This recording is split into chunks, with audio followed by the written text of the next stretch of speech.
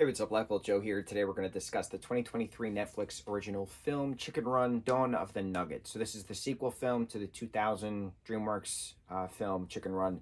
So the production company starts with an A. I'm not 100% certain on the full name, but they were associated with DreamWorks. They did the animation for Chicken Run, Wallace and Gromit. They're known for the animation for Shaun the Sheep, as well as Flushed Away. After Flushed Away, that production company and DreamWorks no longer have ties.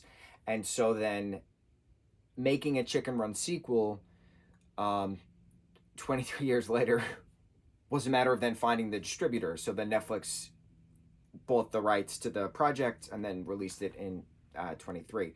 So this film picks up where the first one left off. The chickens escape. Ginger leading the revolution of the slaughterhouse, along with Rocky the Rooster. They escape Mrs. Tree something, I forget her name, the chicken facility. And so then they now live on this island, like in a lake area. And so then it's just been a, nice, peaceful, harmonic utopia for a while. Rocky and Ginger have a younger daughter, Molly. And so then Molly now wants to start to explore. She wants to leave the island. She wants to go to the mainland. She wants to, do what her dad used to do. He used to travel. He used to, be a showman, stuff like that. And so then after Molly gets off the island, of course, disobeying her parents, she's then brought to a new chicken facility where it's run by Mrs. Treeley again and a scientist. And they're now making, instead of pot pies like the first film, they're making nuggets in the second film.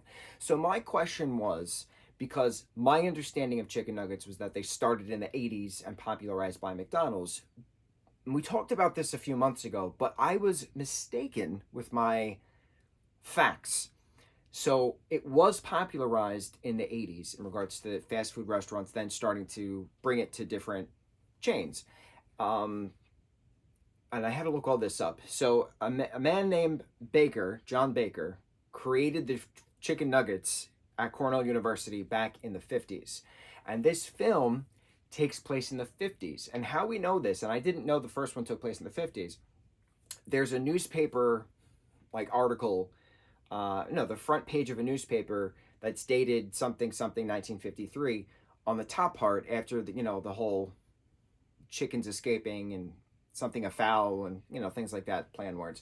And I was like, didn't know, nor realize I wanted to know what time period the first film takes place in. So this is right after the first film, so it's still the 50s.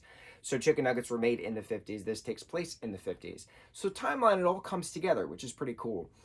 So then it's a matter of the hens on the island, then the chickens on the island, breaking into the chicken facility, saving everybody who's there, especially Molly, breaking out of the chicken facility, then going back in to destroy the facility, and then going back out and then going on reconnaissance missions to save chickens throughout time now. Pretty awesome. So it was much better than the first, as far as I'm concerned. I enjoyed the pacing better. It wasn't as dark as the first one. I thought it was an appropriate sequel. I liked that it was all claymation. I really appreciated that it was claymation, because not many films do stop motion animation anymore. Especially going back to 2006 Flushed Away, that was the same style, the creepy mouth with the bulging eyes, but the film was all CGI. It was all computer generated imaging. It wasn't stop motion like the other films of that production company did. So it was neat seeing a return. Not that anybody really asked for it, but it was still neat to see it. I liked that the timeline all went through. I liked that there was a, we're going to save the world kind of a thing at the end. It's cute. It's fun. It's fast. I didn't really see any problems with it. So, Chicken Run, Dawn of the Nugget. On to the next review. Mahalo.